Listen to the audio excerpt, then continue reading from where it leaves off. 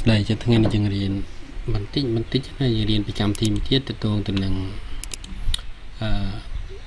Google Sheet ខ្ញុំបញ្ចូលតិចលេឡំបញ្ចូលគ្នាអញ្ចឹងរបៀបក្នុងការចូល Google Sheet ក៏វាមិនខុសពី Google Doc ដែរគាត់ណា Google Sheet យើងធ្វើការ email ចូល email login ចូល email ដូចគ្នាយើងធ្វើការ login email យើងចូលមកហើយយើងចូលមកកាន់ Google មកឬក៏យើង search នៅលើនេះក៏បានដែរយ៉ាងណា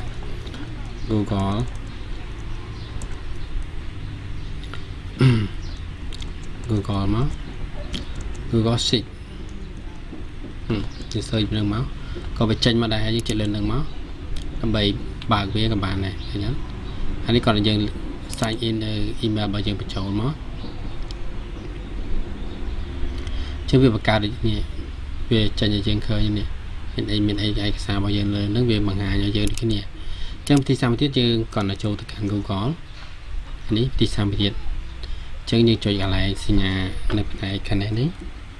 យើងមើលមកឃើញហើយនេះចុចនៅលើវាមកហើយយើងធ្វើការ scroll មកខាងក្រោមហើយយើងយកមើលពាក្យថា sheet នេះតែយើងគ្រាន់តែធ្វើការ click លើវាមួយមកអញ្ចឹងវានឹងបើកកម្មវិធីនោះឲ្យយើង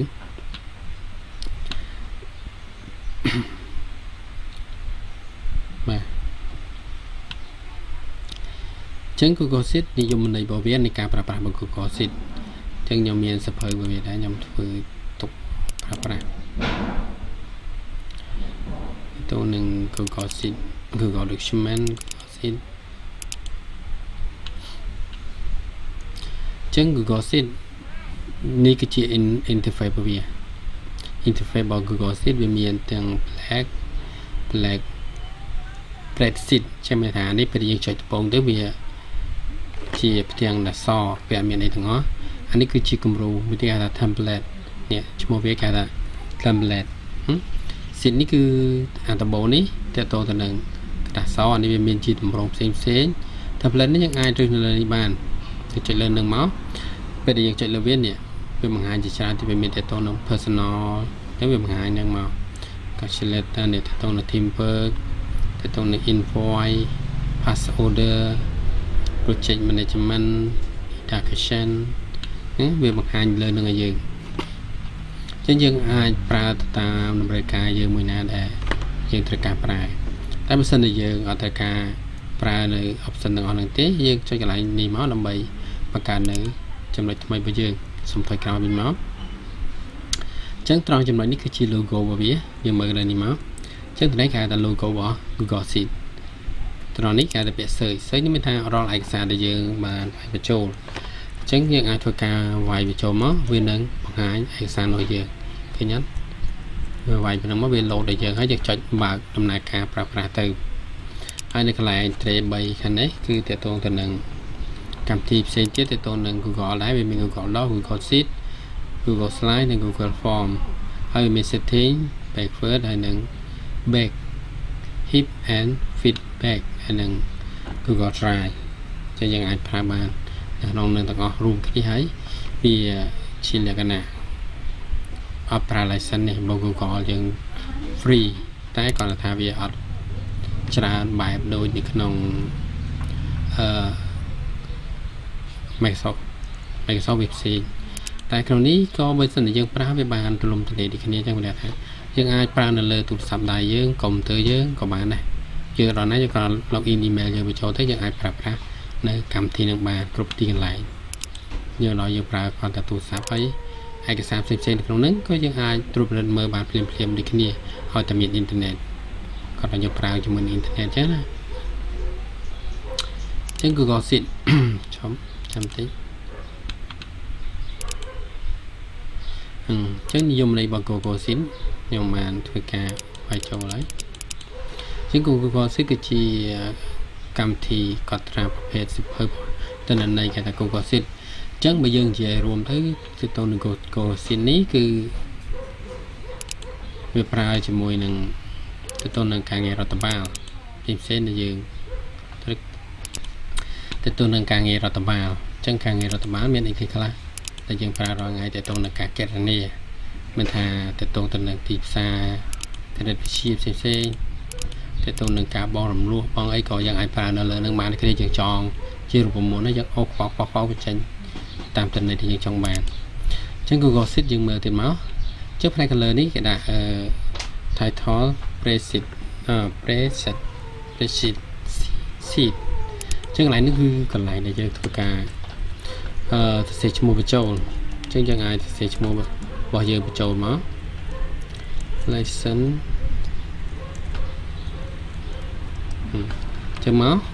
ចឹងវានឹងរត់នឹងបដូរឈ្មោះនឹងឲ្យយើងឃើញអត់បដូរឈ្មោះឲ្យហើយត្រង់ចំណុចនេះវាមានផ្កាយសម្រាប់ផ្កាយនេះគឺសម្រាប់យើងចុច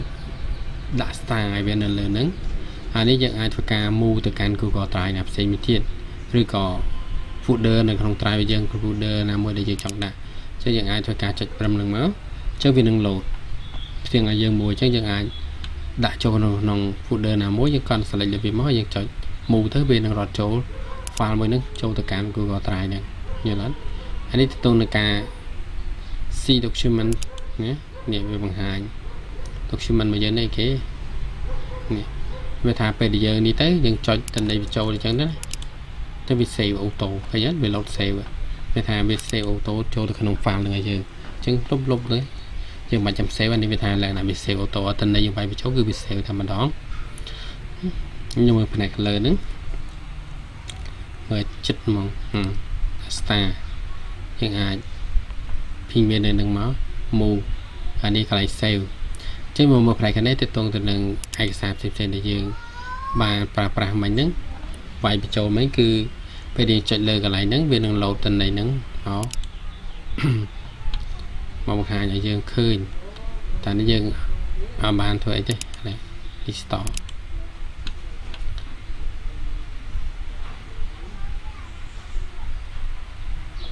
ទៅជាតម្រងដើមចានេះវាមានកន្លែងdocument ចឹងអាចcomment អានេះទៅនឹង Google Meet អានេះយើងអាចភ្ជាប់ជាមួយនឹង share នេះយើងអាច join មកទៅនឹង start meeting យើងអាចចុចលើវាមកចឹងយើងអាចភ្ជាប់ជាមួយនឹង Meet របស់យើងនេះថាកម្មវិធីនេះជាមួយនឹង Google Meet ហើយយើងអាចធ្វើការសន្ទនាជាមួយគ្រូសិស្សហ្នឹងយើងអាចបរៀនលើនឹងបានហើយយើងបើកទៅតាមនឹងមកកាមេរ៉ាផ្សេងៗដែលយើងអាចបើកហើយយើងអាចនិយាយណាសម្បត្តិហ្នឹងអញ្ចឹងយើងអាចនិយាយជាមួយសិស្សរបស់យើងនៅនឹងបាននេះយើងអាចប្រើបានហើយយើង copy link តាមនឹងមកនេះ copy link copy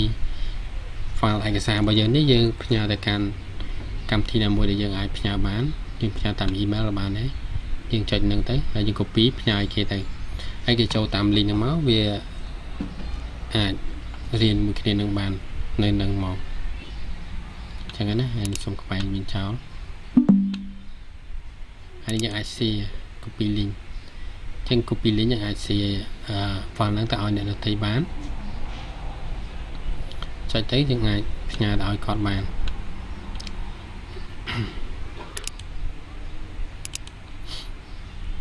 ហើយនៅនេះវាមានអីទៀតវាមានទៅតងទៅនឹងកន្លែងនេះបង្ហាញពីអ្វីដែលយើងឈរឥឡូវខ្ញុំឈរទៅនេះ cell របស់វាអញ្ចឹងឈ្មោះ cell របស់វាដូចនៅក្នុង Microsoft Excel នេះគ្នាអញ្ចឹងគេហៅ B លេខ6ជួឈរអក្សរ B ជួ date លេខ2អានលេខ6លេខ2ចា៎នេះយើងអាចមើលនៅជួទាំងអស់ដែលយើងចង់ដឹងថាវាប្រមាណមានប្រមាណនេះមាន1000ជាងជួតាមជួឈរបូកជាមួយនឹងជួដេក